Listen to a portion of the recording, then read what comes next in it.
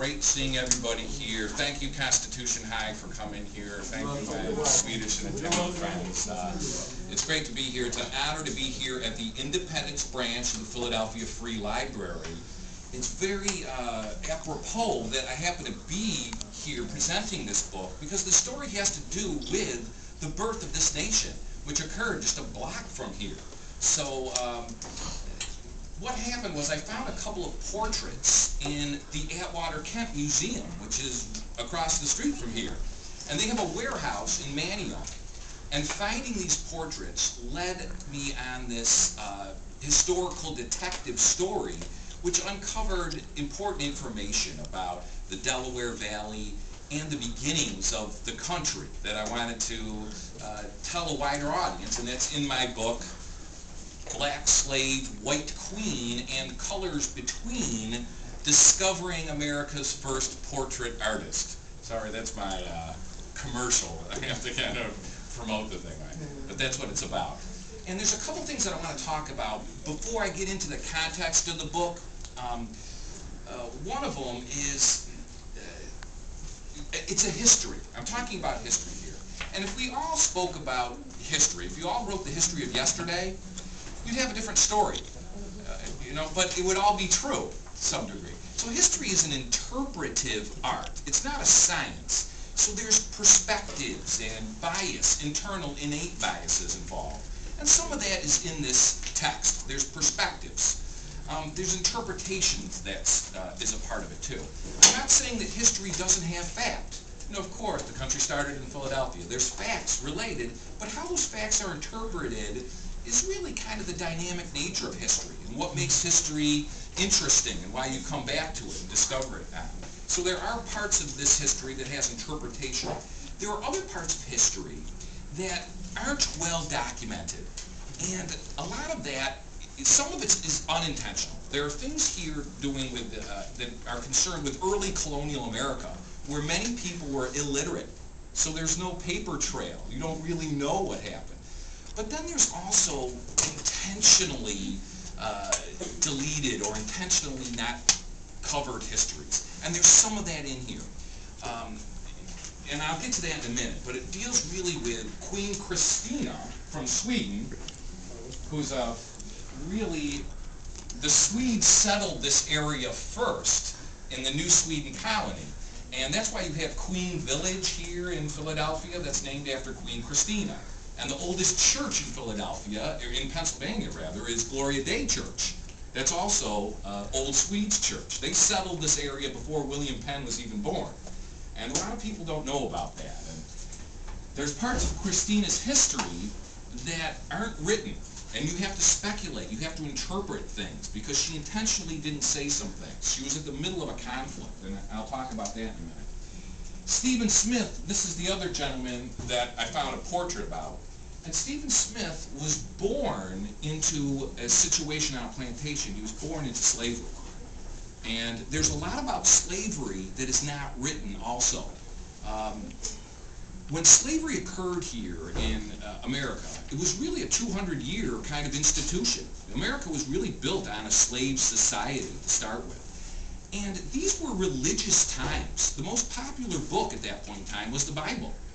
And if you start to get into the Old Testament, you soon come into the story of Moses, breaking the chains of slavery, coming out of Africa. I mean, they knew it was a duplicitous kind of thing. The majority of people in colonial America were not slaveholders. Over 90% of America did not hold slaves. It was this select privileged class that held slaves. And they knew what they were doing was a duplicitous kind of thing. And this is coming out more and more. You see it here at Independence Mall, where they found Washington's slave quarters and how he hid them, and he tried to transport them back and forth between there and Mount Vernon. That made the papers last year every day, and it's going to really kind of hit the fan as they reconstruct Independence Mall, how that's going to be played out. So some of this history, is an introduction. I just wanted to tell you that it's veiled history, and there's an interpretation. And what I put forth in the book is a plausible theory about how things happen. It's not the only explanation on how things happen, but it's a plausible theory on how things could have occurred. Finally, before I get into the crux of it, my last introductory note, and folks, I have a little bit of a handout here that you can follow. Sorry, I should have got to this earlier. This is an outline, and you can pass that around. But I want to talk a little bit about language. You know, language is a sensitive thing, and what terms you use. And I'm going to be talking about things like Catholicism, Protestantism, slavery, black, white. You know, these are emotional topics. And language and how language is used is something that you should be attuned to. And for example, the title of the book, Black Slave, White Queen, I'm trying to gain attention to it. You know, I'm trying to juxtapose black and white, monarchy, slave. I'm trying to get attention. It's a rhyme, black slave, white queen, and colors between. You know, it's a marketing thing. But really, accurately, no one is born into being a slave. You know, there's no such thing. People are enslaved by other individuals. Really, though, to be more accurate, it should be black enslaved, enslaved black. You know, no one's born a slave. It's an institution that exploits humanity that people have done to one another. So, you know, that's one thing. You know, so the word slave, it's really enslaved.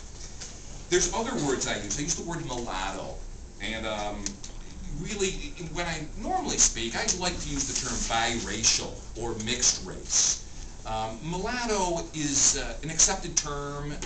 You know, Barack Obama is a mixed race individual. I don't use it too much because in my history, I look at these old documents, and the term mulatto is used really as a slave trading kind of term, in a historical kind of way. It's accepted now, and it's not seen as being a pejorative term, but I normally don't use it. Also, the term Indian. I was born in Onondaga County, north of here, in New York State, and I always had Native Americans in my classes.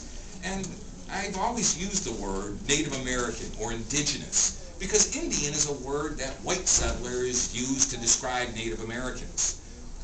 But I use these terms, I use mulatto and Indian in the text because my historical sources use it.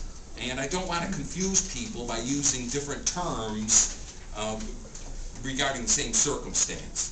So those are some things I just wanted to get out of the way with an introduction. But let me get into the crux of it a little bit.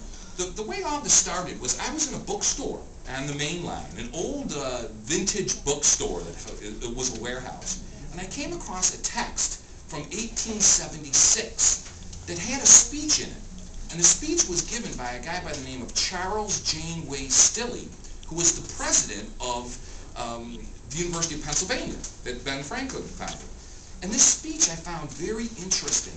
It occurred in 1876, the centennial celebration of the United States of America, the 100-year celebration.